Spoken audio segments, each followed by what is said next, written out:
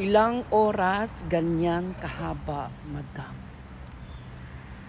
Pag mahaba, mas maganda, matagal. Char. Pag maigsi, charis lang. Sawadee-kap! Hello mga ka-dryness. Ayan, nag-post kasi ako ng nagpa-hairy band, tapos may kulay, tapos mahaba yung buhok. So, nagtatanong itong ating ka-dryness kung gaano katagal yung process sa ganun kahaba. Ako kasi kapag mahaba, gusto ko talaga matagal. Pero kapag paigsi, naku, ayoko na. Charis.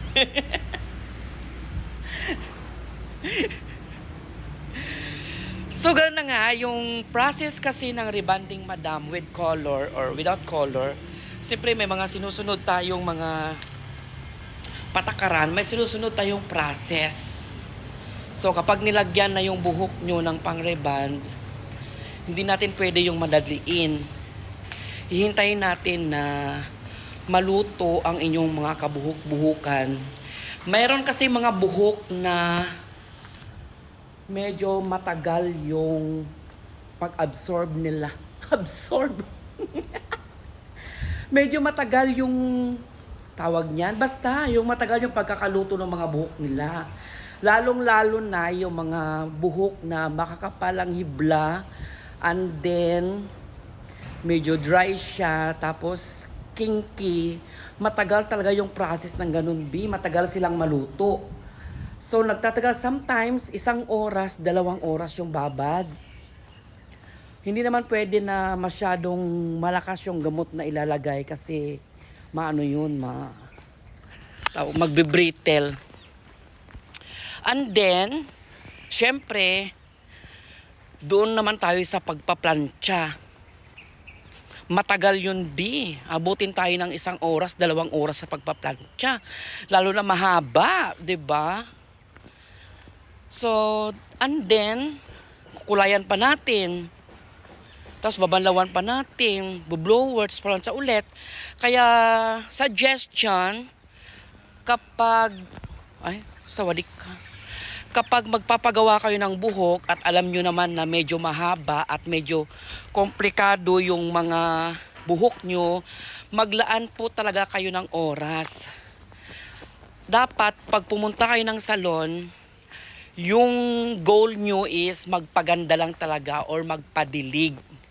Wag na wag kayong magsasama ng kasama o kaibigan. Kasi yung kaibigan na yan, nagmamadali yan. Kasi may pupuntahan pa siya, baka magpapadilig pa siya sa iba. So, kailangan pag pumunta kayo ng salon, kung pwede kayo lang, para mahawakan nyo yung oras nyo. Kahit matagal, at least kayo lang, wala kang iniistorbong ibang tao. Yung iba kasi, nagsasama ng kaibigan, tapos yung kaibigan nagmamadali, may pupuntahan sa ganito, may pupuntahan sa ganun. Yung yung pagpapadilig at pagpapaganda ng mga buhok nyo is medyo natataranta na kasi nagmamadali kayo na may pupuntahan kayo ng ganito, may pupuntahan kayo ng ganyan, may imimit kayo. So, hindi maganda yung kalalabasan ng inyong mga kabuhok-buhukan. 'Di ba? Kung gusto niyo namang magdala ng kaibigan niyo, sabihin niyo rin na magpagawa sila para dalawa kayo naghihintay habang naluluto, nagchichismis kayo. Pero kung yung kaibigan niyo hindi naman nagmamadali, okay lang. Pero pag may pupuntahan siya or may pupuntahan kayo, wag na, B. Mas maganda talaga yung hindi kayo nagmamadali para hindi madaliin yung mga buhok nyo.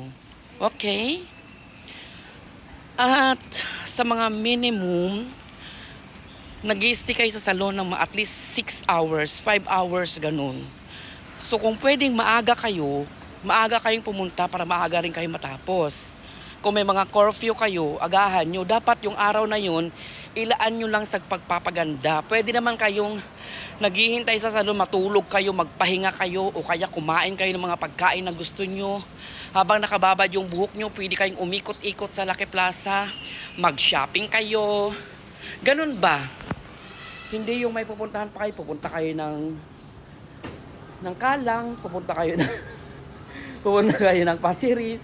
Yung mga ganon, yung magmi-meet kayo doon sa sa Little India. Walang ganon, B, ha? Kaya payo ko lang, kapag magpapariban kayo o magpapadilig kayo ng buhok, huwag kayo magmadali. Okay? Ang ganda ko ngayon.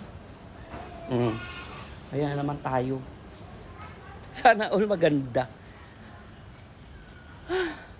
Umuulan dito, umambon. Yun na lang biya sa mga gusto magpa-appointment. I-WhatsApp nyo lang ako. Yung WhatsApp ko nandyan na sa mga mga screen ninyo. At yes, tumatanggap po kami ng Atomy installment. Atomy at saka GrabPay later. Okay? Point ulit na yung Atomy na yan. Marami nag-inquire. Kung may Atomy, may Atomy. Meron. Matagal na. 3 taon na. Hindi nyo pa alam. Meron na nga ni. O sige na, babay na. Sawadee ka. Day off ko ngayon. Maghahanap ako ng magdidilig sa akin. Bye.